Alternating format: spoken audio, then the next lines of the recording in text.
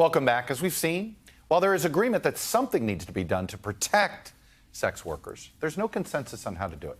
Joining me now is Melanie Thompson. She's one of the women we saw in Zinclay's story who believes partial decriminalization, arresting only the buyer, is a way to protect women in the sex trade.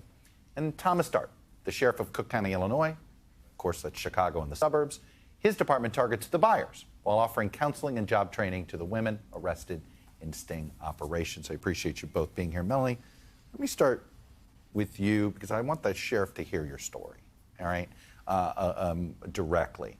Talk about the emotional toll that being a victim of sex trafficking has taken on you and how it's shaped you in this conversation. Absolutely. It's such a negative roller coaster. You go and experience emotions all the way from fear to shock to sadness to anger, and obviously confusion at such a young age. And I think, you know, it shaped the way that I see society. I wouldn't necessarily say I'm biased, but I absolutely have seen the negative parts of what this world can be. And I think coming up in this conversation, it really drives my fire to support survivors. You went through the experience of being arrested, being through the juvenile system. What was that like, and what would you say law enforcement needs to do differently, and how you think you should have been treated? When it comes to the arrest specifically, I think that something law enforcement could do better is really meeting the needs of the survivor and not treating them as criminals, but looking at them as a victim of their marginalization and their vulnerabilities. And I think for me, you know, going through the juvenile system, there's obviously a lot of different issues with overall oppressive systems, but I think really talking to the survivor and not judging them based on how young they are and really asking them about what they needed. I think this is really important because you went through the system and then you got trafficked again. Yeah. How would you explain how that happened? Honestly, it's actually very common for survivors to relapse for many different reasons. In my particular case, I was re-exploited by a foster family after I got out of my initial situation. But survivors relapse for lack of resources, lack of money, lack of services, being criminalized, going to jail and having no options when they come out. So it's actually very common for them to go back when they have no other options. Sheriff Dart, I'm curious your reaction to Melanie's story as a law enforcement officer and some of the critiques she had of the system.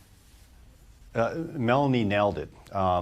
Unfortunately, the experience that she went through, that she just detailed, I've heard many times, and it has always confounded me because from a law enforcement standpoint, I do believe we can chew gum and walk at the same time. So we can go after the traffickers and the pimps, but at the same time, it's absolutely counterproductive to treat the women as anything other than victims who need services, they need compassion, they need options, and anything less than that, it's counterproductive at base, but it's insanity. It makes no sense. And think of it also, Chuck, I used to be a prosecutor as well. Try prosecuting these type of cases if you don't have victims who are going to work with you. Well, how are they going to work with you if you're arresting them and then treating them like the bad person? Right. And so Melanie's so right. This is not that hard.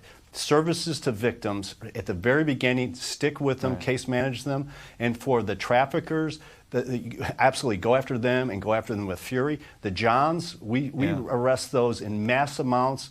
They have to sit there and listen to videotapes put together by survivors. They have to have the option to have their cars come and picked up by their wives, which they don't actually do too often.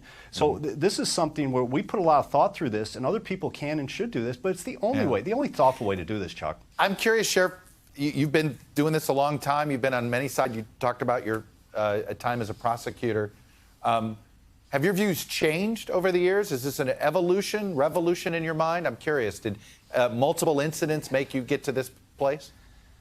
Yeah, Chuck, it's funny you should say that. You're so right. When I first started as sheriff, I just literally thought, well, this is what you do. You go out and do these stings of these corners where prostitutes congregate. And I found out the whole thing was so insane because when you would arrest the prostitutes that were out there, they were clearly victims, A.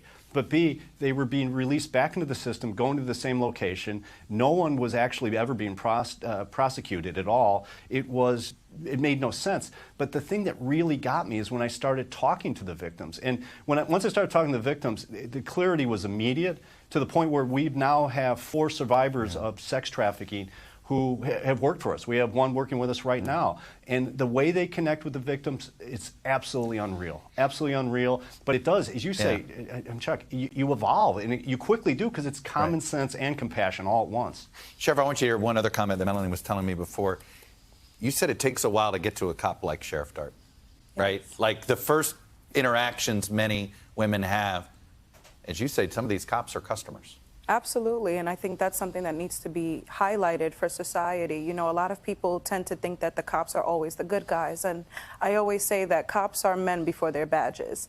So the reality is that there's a big mistrust within the relationship between those that are on the street with law enforcement is very mistrusting and skewed, because a lot of them tend to be buyers, usually at local levels. So your local patrol, your rookies straight out of the academy, those are the people that we first have interactions with before we even get transferred to SVU or FBI, etc.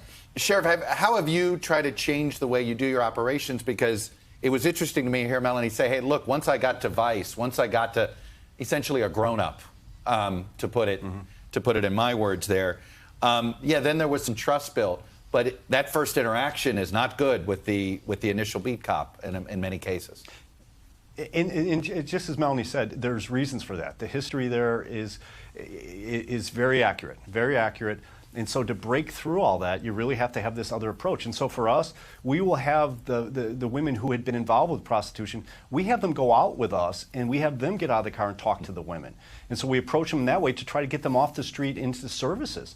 And then when we do some of our different stings, our stings are always the same thing. We arrest any of the Johns. If there's traffickers, my God, we get them. But the women, they go in a different room with women who are survivors, and all we do is talk to them about what can we do to help you, what are the services that we can provide you for. But as Melanie mentioned, I wish I could sit there and say every intervention is a success and off we go. No, these issues are, just like Melanie said, they're so complex. But if you case manage it, you stay with this woman through all these hurdles, because many of these women started when they were like 14, 15. As Melanie mentioned, in the foster care system, where I used to be working in that area as well. That's like a hotbed for this stuff. And so if you stick with them to get through this history, which has mental health issues, substance abuse issues, domestic violence issues, we do have successes, but you have to go at it a different way.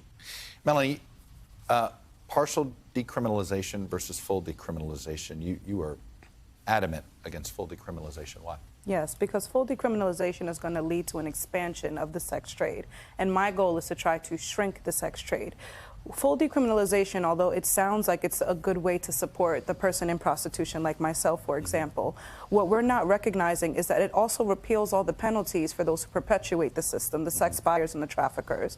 Whereas partial decriminalization focuses on decriminalizing me and saying, I don't need to be criminalized for my victimization, rather I need to be connected to services, but recognize that the power imbalance lies in favor of the sex buyer and the traffickers and those who profit from the system. So what partial decriminalization does is focuses on that and connects me to services so that I don't relapse and continue to go back into the system. Do you believe full decriminalization would lead to more exploitive? It's a free-for-all. Yeah. When you take away all the penalties from the traffickers and the buyers, what you now see is your state becoming a sex tourism destination. Right. And I want to say that we don't have enough willing participants in any state to fulfill the increased demand for paid sex. So what you're going to see is an increase in trafficking and forcing children and et cetera, to fulfill that increased demand. Sheriff Dart, do you want the state of Illinois to follow Maine's lead?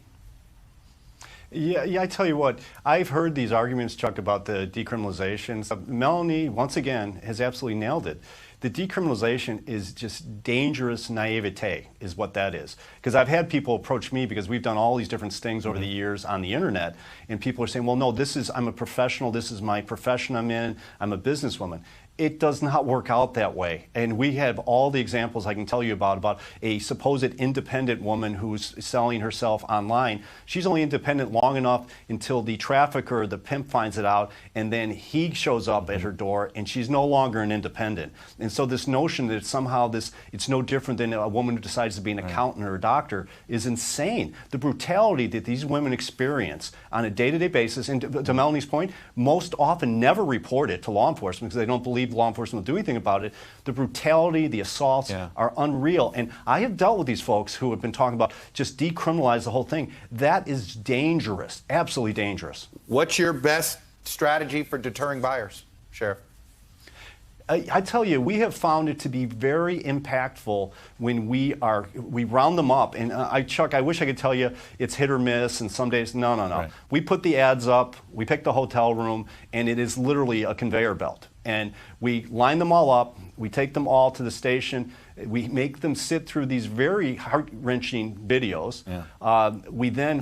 We find them a ton.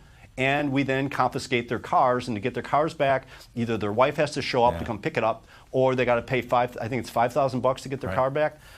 So we make it really difficult for them, and we have very few repeaters. Not to say they don't go to another jurisdiction, but we try to do both the penalty and the education about it. And we've had many a man sitting there watching the videos crying hysterically. And so I think it's a nice balanced approach there, but you absolutely have to go at both ends. You have to go after the pimps and the traffickers, but you have to go after the Johns too, because if there's no one looking for the services, it would go away. Sheriff Dart of Cook County, Illinois, which of course encompasses Chicago and the suburbs, Melanie Thompson. Thank you both for your thoughtful commentary and perspective on this issue. Thanks for watching. Stay updated about breaking news and top stories on the NBC News app or follow us on social media.